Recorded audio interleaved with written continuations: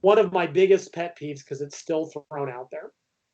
How many times have you heard that dieting has a 5 to 10% success rate? Yep. It's not true. Here's where that data comes from. One is a 1957 something review paper, and then there was the follow-up in the 70s. And here's what they did. They looked at all the clinical studies of the day and looked at the results over time. And yeah, about 5 to 10% of people succeeded in maintaining the weight. But a sort of a critical analysis of that came out later and said, here's the thing. The people who go into diet studies are usually the hardest of hard cases. People that don't have to struggle with this don't enter diet studies because they don't have to. So by definition, you're already selecting for the people that have probably had problems before, failed before, that are, whether it's metabolic, behavioral, psychological, doesn't matter. So that can skew the numbers. But there's also the effect that people often succeed with more when they diet more free, when they've had repeated bouts of dieting. You frequently see greater success. Then you frequently see greater failure too, but because people are learning how better to diet.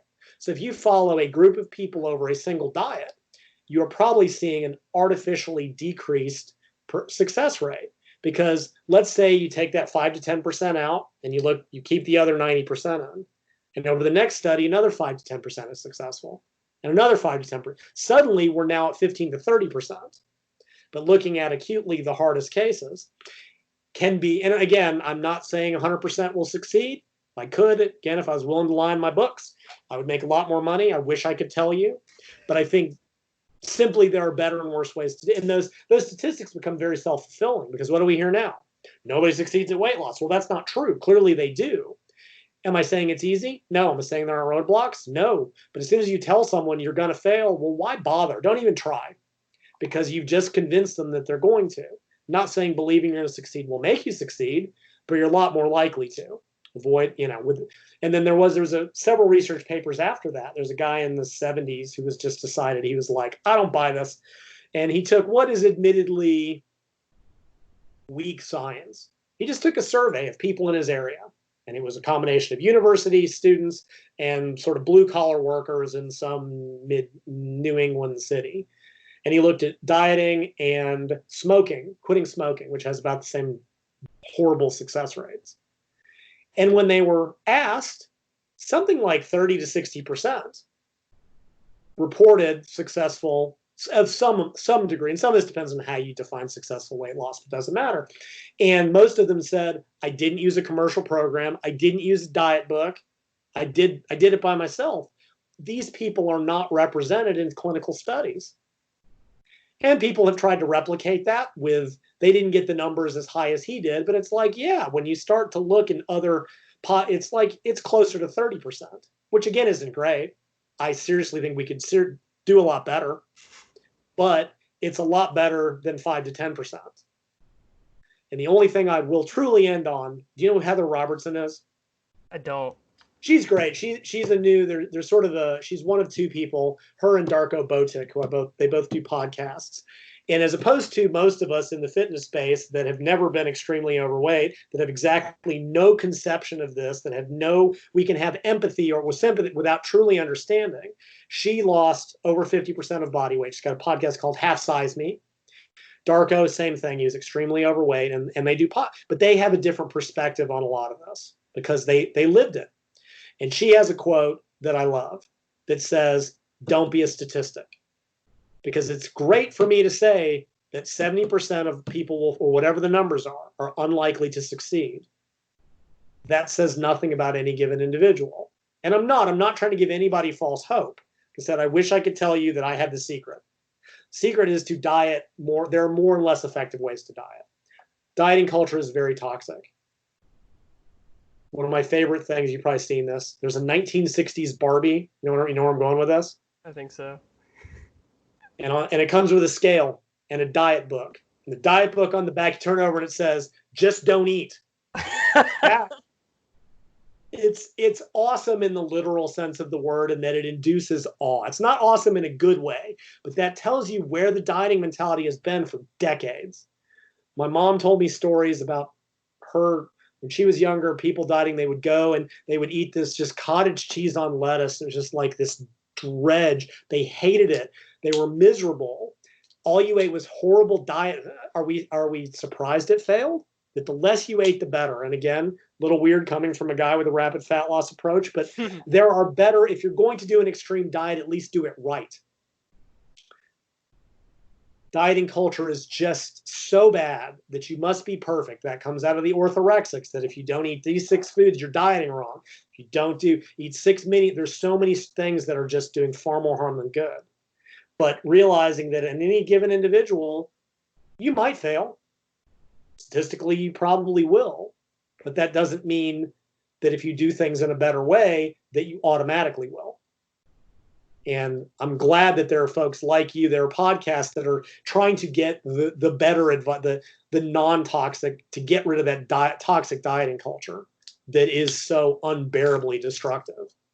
And that's all that mass media is. Dr. Oz needs to have his God almighty, all that stuff people see that they're inundated with, right? And there's the thing in the fitness industry, this one of my least favorite memes. It's like, it's not insulin or metabolic slowdown. You're just eating like an a-hole. I'm like, that's so unfair. This is what people are told everywhere they look. How could they know any better? You can't expect someone to know what they don't know. And if you're a fitness professional, I got news for you. It's your job to help them know more. Don't just tell them they're a-holes for not knowing what they don't know. And yeah, that's all people are told. They get the worst dieting advice that could ever be given. And then we wonder why most people fail. Yeah, absolutely. And I am really glad that you touched on psychology there, because that's something that's so important to consider in this entire thing. And it kind of circles back to individual differences and the type of diet that works for you.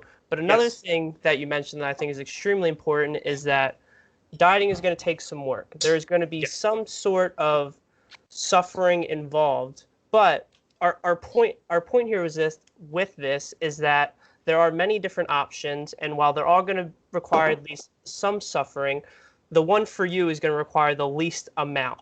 And that may very well be something that is extremely short and more restrictive in the short term, but the fact that you can do it quickly results in the least amount of suffering for that individual. Yeah, and that's what a lot of people will say. They're like, I would rather really suffer for 2 weeks than suffer a little bit for 2 months. Moderate deficits are not, you get to eat more food, but in some ways they are worse, because you're like, oh, I only get to have a little of this carbohydrate, a little of this food. I'm like, you know what? I'd rather just eat none of it for 2 weeks and then go back to my life. That can absolutely be true for any given individual. And the only, to finish on that point, I said this for years and nobody listened, and now everybody's saying it.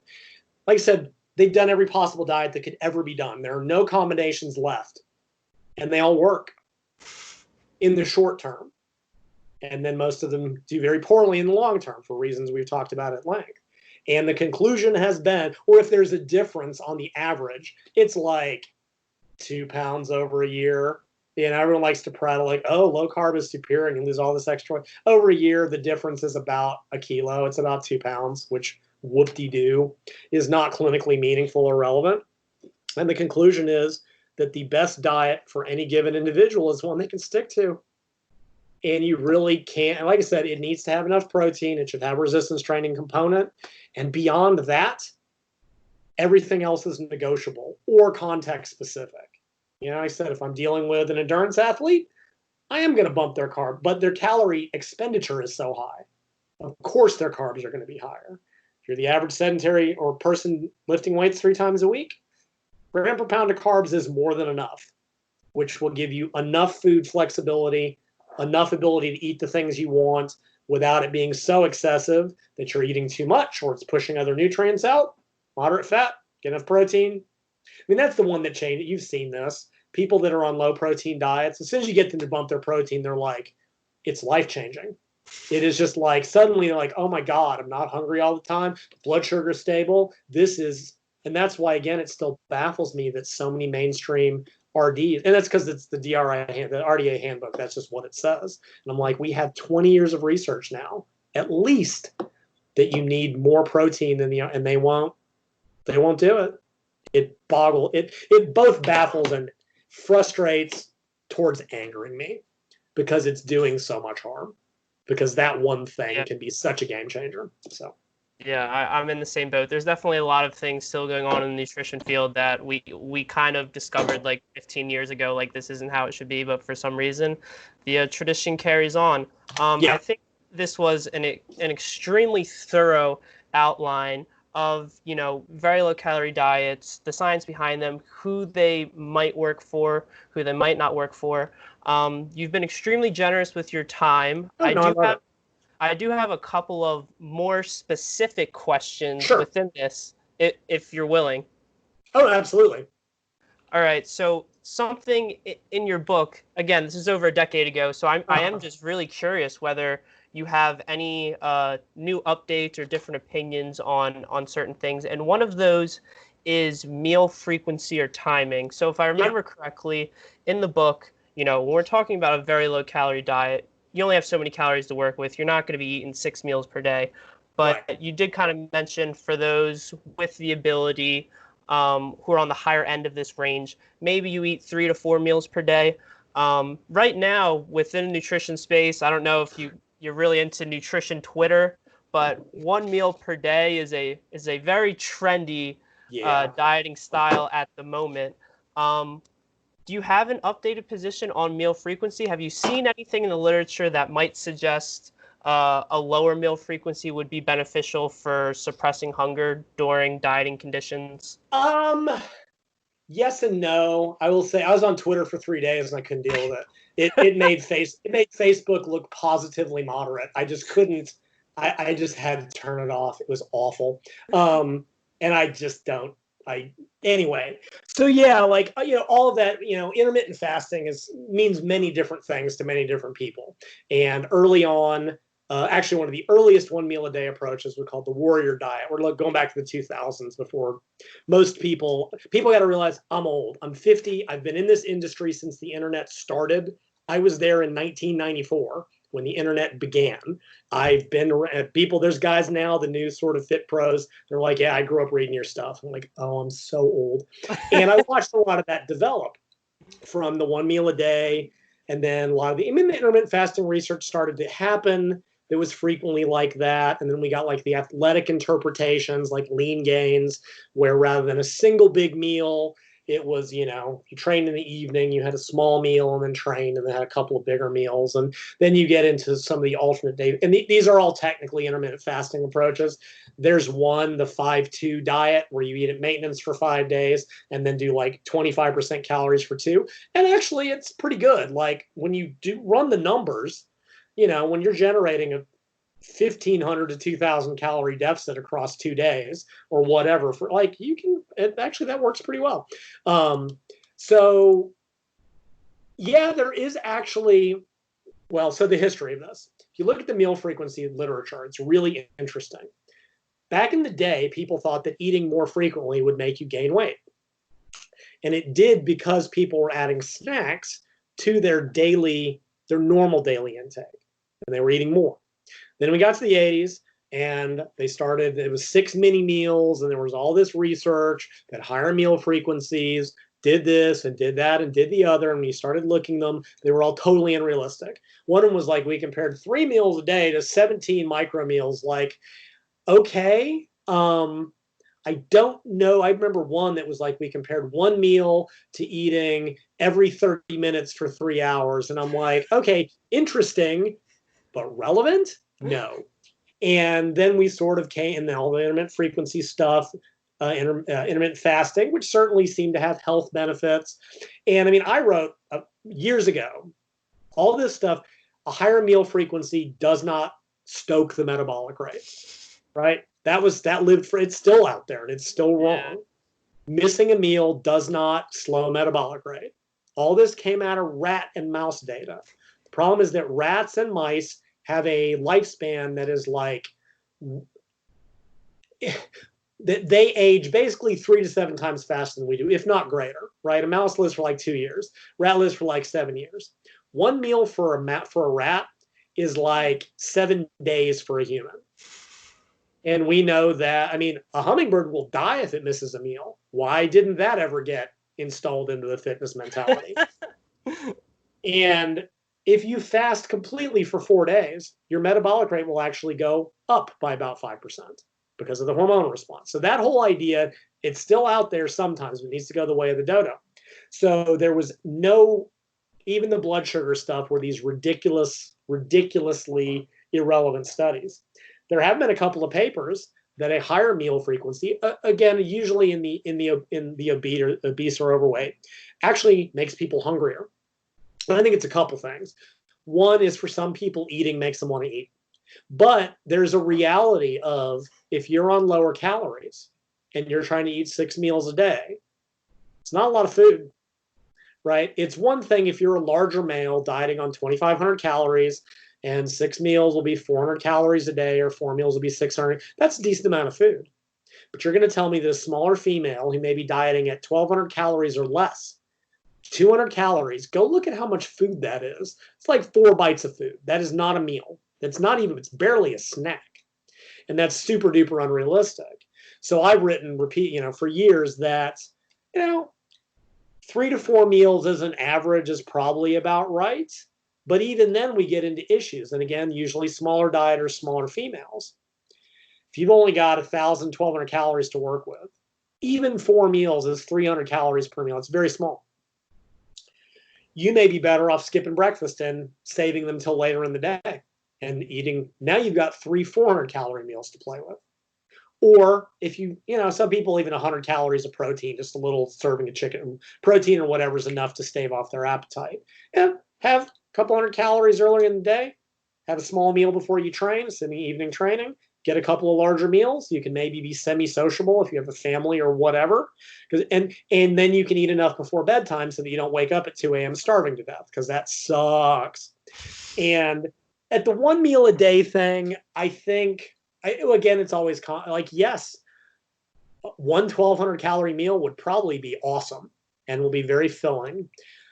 I don't know if it's optimal if someone is training intensely. And that, again, we get into sort of the context, something that tends to be very, very much ignored. If you're general population and that lets you adhere to the diet, because, again, during the day when you're busy, it's real easy not to eat. How many people are like, the work off, forgot to eat? It happens. You just get busy doing other things. Enough caffeine, you can move the world. That's my belief is there's no such thing as people like, how much caffeine is too much caffeine? There's none. There's no end. Until you can see molecules vibrating, you haven't had enough. And there's no such thing. Anyway, with that, you can really, so if one big meal at night, I don't think it's detrimental. I think the data on intermittent fasting shows that it may have health benefits. Right now, for a while, they're like, oh, doing intermittent fasting will lead to greater fat loss for the same number of calories. Nah, any difference is insignificant. But really, what it gets into is what we're talking about is the behavioral and adherence aspect. If eating 6 meals a day is impossible for whatever reason, then don't do it. It's not required. I don't even know that it's helpful. It is helpful if you have a very high calorie intake, right? This is the other side of that. Some guys will be like, oh yeah, I'm trying to eat 3,500 calories. You can't put that away in one meal unless that meal is an entire pizza. So there's another context. If someone was training, I probably wouldn't consider it optimal. There is research that spreading protein out is better from a muscle growth standpoint. For someone that's not their goal, maybe it doesn't matter if that lets them stick to 1,200 calories a day. If they can't get enough calories in, I wouldn't do that. You might need to have at least 2 meals a day, or if you're training, have, 100 calories beforehand, whatever, little protein, little carbs, maintain blood sugar, have a small post-workout. There's 200 calories. You still get 1,000 calories at dinner. That should be enough to keep you full, help you sleep, et cetera, et cetera, et cetera. So I'm not opposed to it. It just tends to become a very context-specific thing. Smaller dieters can absolutely benefit from, if not skewing more calories towards bedtime, possibly moving most of them to the evening. Because at least in, again, pre-World in Flamesville, when we actually had, went to work, dinner time, evenings are when it's hardest to control your calories. You're at home. You're bored. you're watching TV, you have family, right? Daytime is easy. If moving a greater proportion of your calories to the evening helps with that, more power to you. So yeah, that's sort of a long answer to that question. Is there's a big depends factor, but I'm certainly not against it in at least certain situations. Excellent. Yeah, everyone's favorite answer to these questions, it depends. But here's the thing. If you want the actual right answer, there's going to be a lot of context that needs to be applied. Right. And if someone does think it's just a simple yes or no, I can pretty much guarantee you're not getting the right answer. Right, yes, because they're reading from the rule book or the playbook that they, now what does annoy me is it's like if you just go it depends and then don't give what it depends on, it's Yeah. not a helpful answer. Like I, try to look at some of the contextual stuff, certainly in as much as you can without writing a treatise. So yeah, so that was that one. Was there another specific question? I know you said you had several. Yeah, so I have two more questions for you. This one, even a little more specific. So I thought this was truly incredible when I was going back through the Rapid Fat Loss Handbook, but you kind of like made this like passing joke about how like I don't know why weighted vests aren't a thing in like weight loss protocols. And then literally within like the past 6 months, we just got like the first human paper on this. So with that being said, and I'm sure you've read the paper, if you rewrote or added a section to the Rapid Fat Loss Handbook, would you throw in a weighted vest? Yeah, I'm so beyond smug in not only that, because I was just like this made sense to me, and then of course now there's papers they've now studied that they're like, well, we did a 2-week diet break every 2 to 6 weeks, and it helped prevent the metabolic rate. I'm like, can I just send y'all a copy of my book, please? Because anyway. And of course, the review papers, they've never heard of me. And I'm just like, yeah, even my little bromocriptine book about dopamine, the weird little book. And then 5 years ago, they're like, yeah, for obesity, we're thinking about using dopamine agonists. I'm like, oh, for God, just anyway. Yeah, I would probably be more explicit about that. And so, well, I've seen a couple things. Is one, there's a researcher who is examining metabolic adaptation. And there's always been a little bit of a question. How much of it is being smaller and how much of it is sort of hormonal other effects? And the answer is a little bit of both. And so what they did was they dieted people down and they measured energy expenditure, and then they put a weighted vest on them to bring them back up to their pre-diet weight. And they found that offset some of the metabolic adaptation. Not all of which, and that was sort of that answered the question. I'm like, okay, this percentage of it is being smaller, this percentage of it is just biology.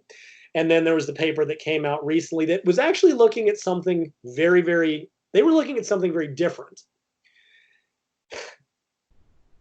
Probably 15 years ago, this would have been before 2000, no, longer than that, before 2002. I used to just troll through the medical library and just read. That's just what I did because I had no friends. And what else are you going to do on the weekend? And there's this weird little paper I found once. And they took mice and they implanted a weighted pellet in one of them and a empty pellet in the other. That's how you do sham control. What they found was that this extra little bit of body weight caused them to lose weight. And when they took it out, I think they didn't regain the weight. And it was super bizarre. And I was like, cool.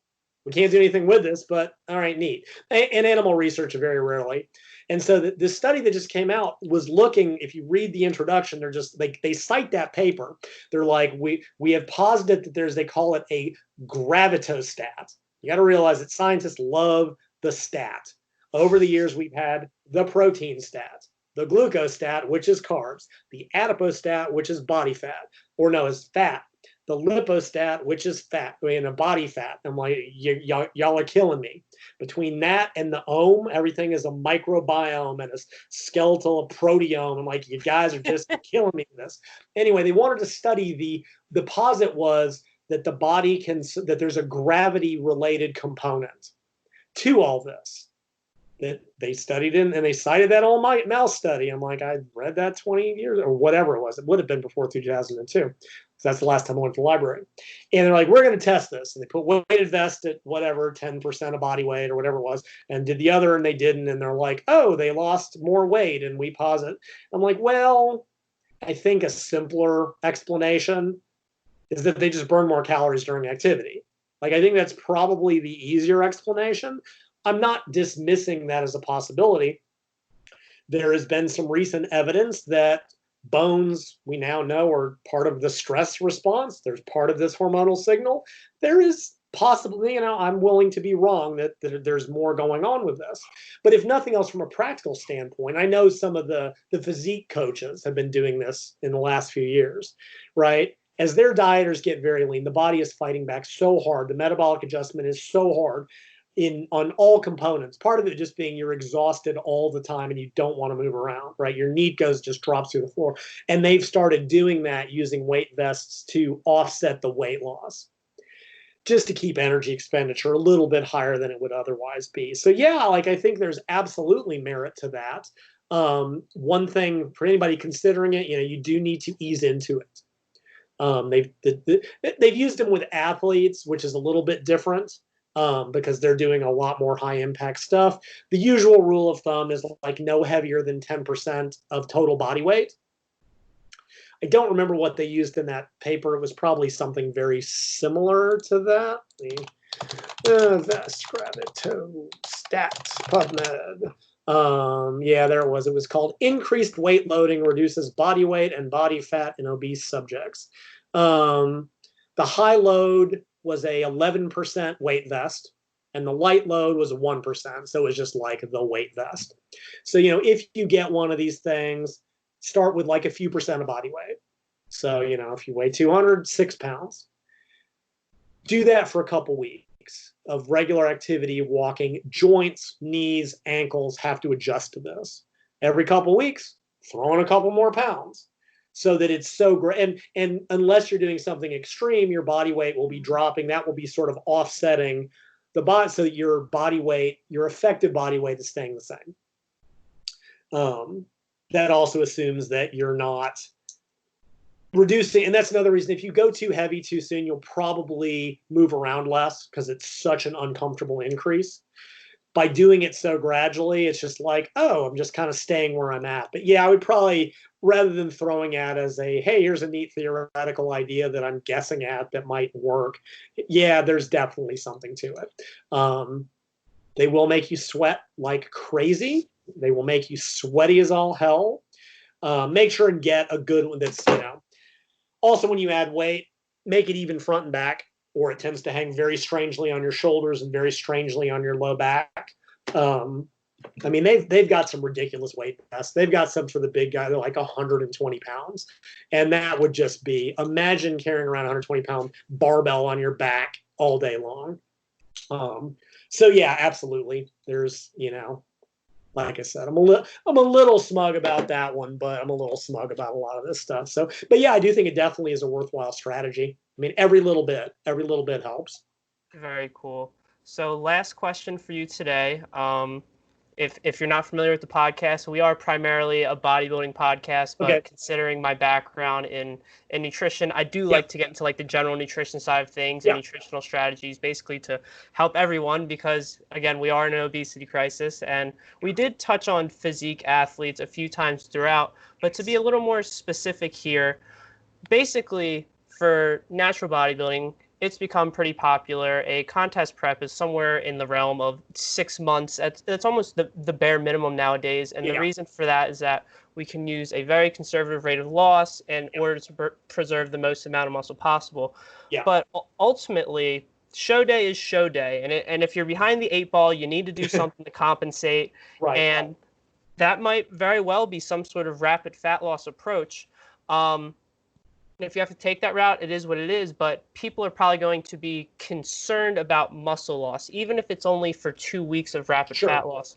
So my question for you is, in the context of a bodybuilder who is having multiple protein-rich feedings throughout the day, they're probably consuming at least 1 gram per pound of protein during prep, and they're performing resistance exercise. How serious is the risk of muscle loss? And if it is serious, are we able to put that back on quickly after like a week diet break? What's going on there? Your Yeah. thoughts? So honestly, well, and the other thing that goes to sort of the exercise component of rapid fat loss, and this is, I already talked about how people want to do too much cardio. Why? Well, you got to do lots of cardio to diet. That's just how you diet. And I'm like, right, you got to listen to me on this. And if you're not going to listen to me, don't do this diet. Like that's, like I said, I want to do rapid fat loss, but I want to do cardio every day. Then pick a different diet. It's just that simple. This is not the diet and then they don't do it. And then they get mad at me and I get angry emails, but your diet is stupid. It didn't work. Like I said, at least I'm not bitter, but I'm like, I told you not to do it anyway. But the same thing with weight training, right? Now, this is something that we could, again, discuss for hours. I have, since at least like I believe in lower volume, higher intensity weight training for maintenance during dieting. There's been a little bit of backlash about this. There's sort of a certain group of folks that are like, yeah, I'm not going to name names. I'm not going to be that guy today. Different podcast. Like, no, you got to do more volume when you're dieting. Like, that's old drugged up bodybuilder nonsense. Stupid. No. Now, I will admit, it depends. If you're on a moderate deficit, you're at the start of a diet, no, you don't have to reduce your weight training completely. If you're doing a short-term diet that's very extreme, you can only recover for and that's why I disagree with you. Do more activity when you're dieting. Your recovery is down. You cannot recover from more when you're on reduced calories. You got to be, something will give, and it's usually the bodybuilder. Either mentally or physically, they're going to break, or possibly both. When people actually follow the guideline, the training guidelines, and sometimes they even do, there may be some apparent muscle loss due to just like glycogen and water, but if it occurs, it's minuscule. And when I say limited weight training, I'm not joking. I'm talking about 2 to 3 heavy sets per muscle group, one maybe twice, and bodies will go, oh my God, I can't pop. You got to trust me on this. 2 weeks, it'll be fine. People have done this for 15 years. They don't lose any muscle, and if they do, as soon as the calorie, it comes right back on. Because when you go to that diet break, and this is something I've written about more recently, is when your calories come back up to maintenance, well, that's a good time to kind of bump your volume up a little bit, right? You've got the calories to support it. Bring your training volume up back to sort of where it was. Muscle memory is real. It will rebound right back on. But there's also the issue that, to your point, physique dieters and even competition athletes are in a different situation than the general dieter, in that they have to be ready today. If your powerlifting meet is today, it doesn't matter if you make weight 2 days later. Your physique contest is that Saturday, it's that Saturday. If you're not in shape, tough. You either don't place or you got to pick a different show. See it all the time online. People 8 weeks out. I got bad news for you. Pick a different show because you're not going to make it. But at the end of the day, if someone is behind, if they're behind the 8 ball and they are not going to make it in a conditioning sense, they're not going to get their body fat low enough without doing a 2-week extreme diet, the muscle loss doesn't matter. Because in the sense that natural bodybuilding, all bodybuilding shows, if you don't have the conditioning, it doesn't matter how big you are, period. If you are not lean enough, and now the leanness standards, even in naturals, is ridiculous. Striated glutes, it's nuts, right? If you don't make it, it doesn't matter in the big picture. But that said, done properly, muscle loss is negligible approach. Now, yeah, if you wait till you're 6%, and you're behind, you might have a little bit, but you're facing muscle loss at that point anyway. A natural, your testosterone is at castrate levels. Your hormones are all like, it is just horrible for the body. And usually I think people know that they're behind a little bit earlier, and that's the thing to get out of the way sooner rather than later if you're falling behind. But again, you got to get lean. You don't have a choice. Well, you do, but you will no longer be natural. That is the only choice that is currently available to you, is go find a prep guru who the diet won't be the difference. Anyway, so yeah, that's just kind of, like I said, that's where you're at. Even same thing for a performance athlete. If they've got a big race and they need to hit their goal by this day, then they gotta be there. It's different for competition athletes. Usually early competitions are sort of warm-ups. They're not, they're really targeting here, and this is just like easing into it. But physique guys, you do one show every 6 months, unless you do a qualifier and do another show a month later. But even if it's a qualifier, you don't qualify for worlds if you're not ready for you have to be in shape here too, unless it's a dry run. I don't know if bodybuilders really do practice comps. It seems hard. Like, it would seem very difficult to me to be like, oh yeah, I'm going to do a practice competition, dial in my carb load, and then stay there for 4 weeks. That seems, I'm sure people do it, but yeah, you've got one shot to get lean enough.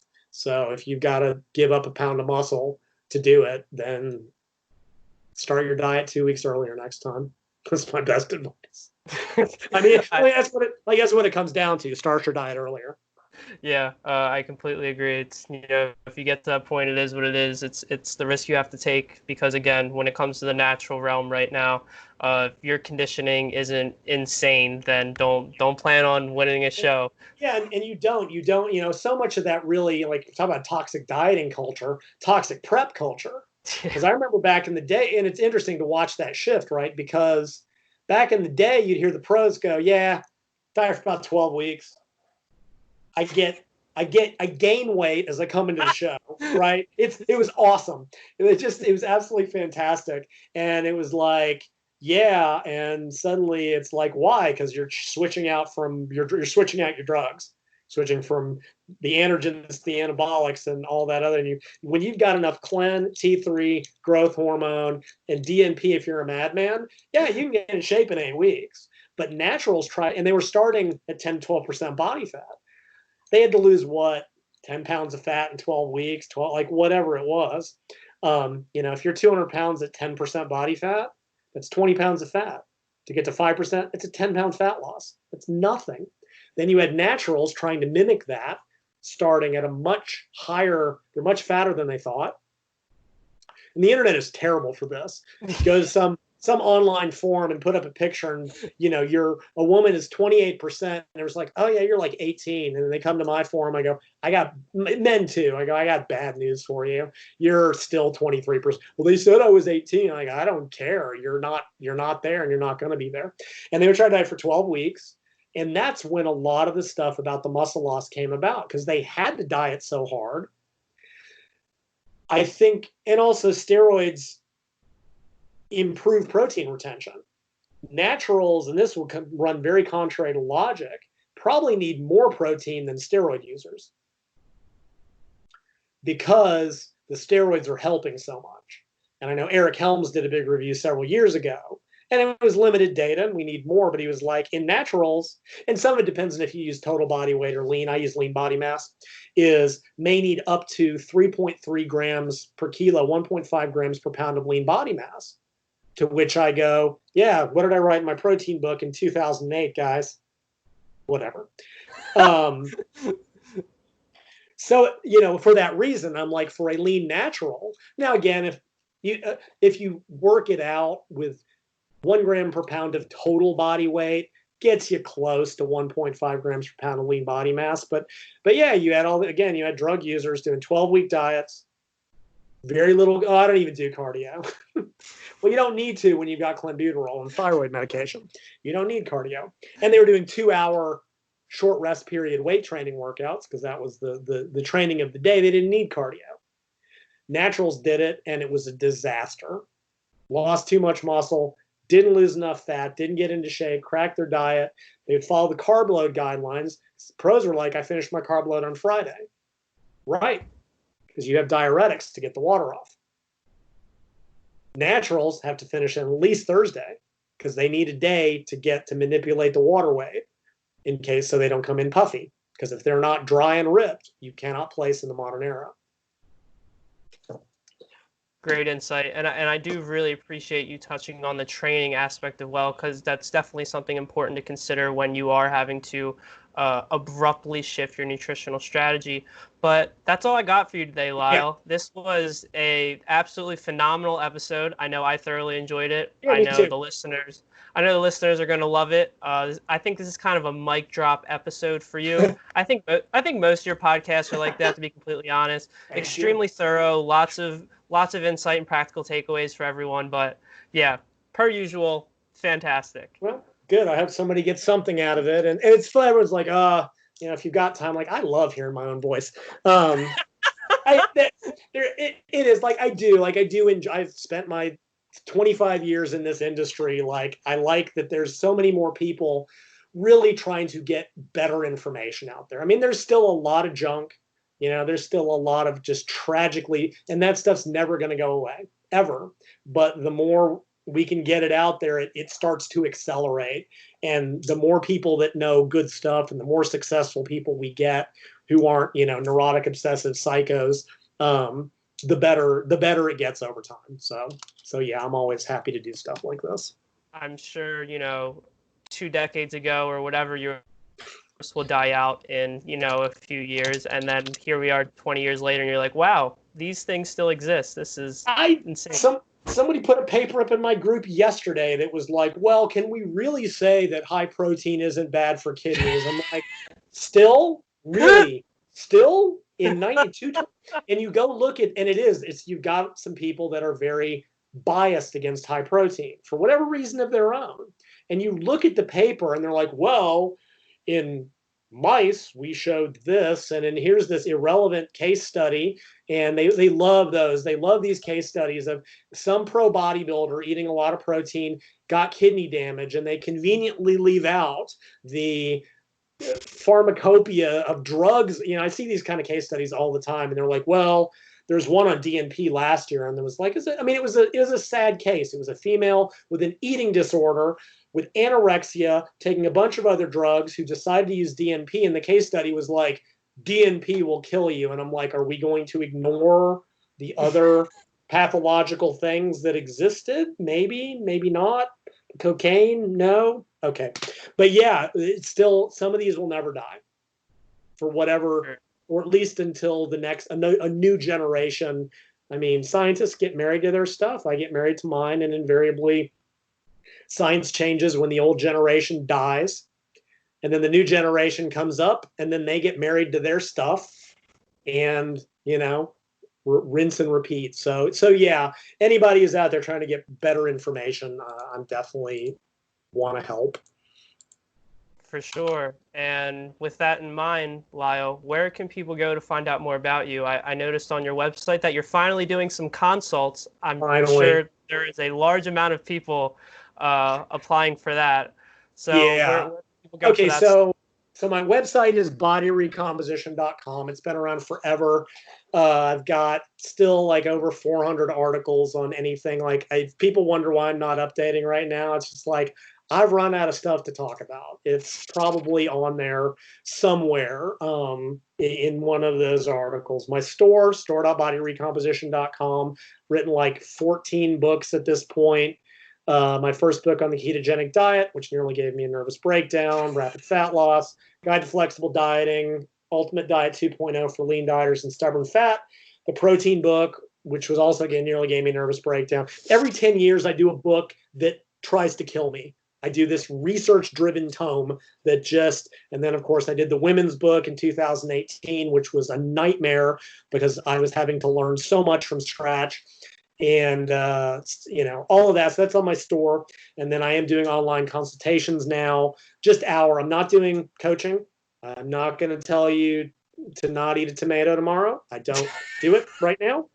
I might. I will do like just 1 hour Zoom consults, just with specific questions. I just can't do online coaching at this point. There's too many other good people doing it.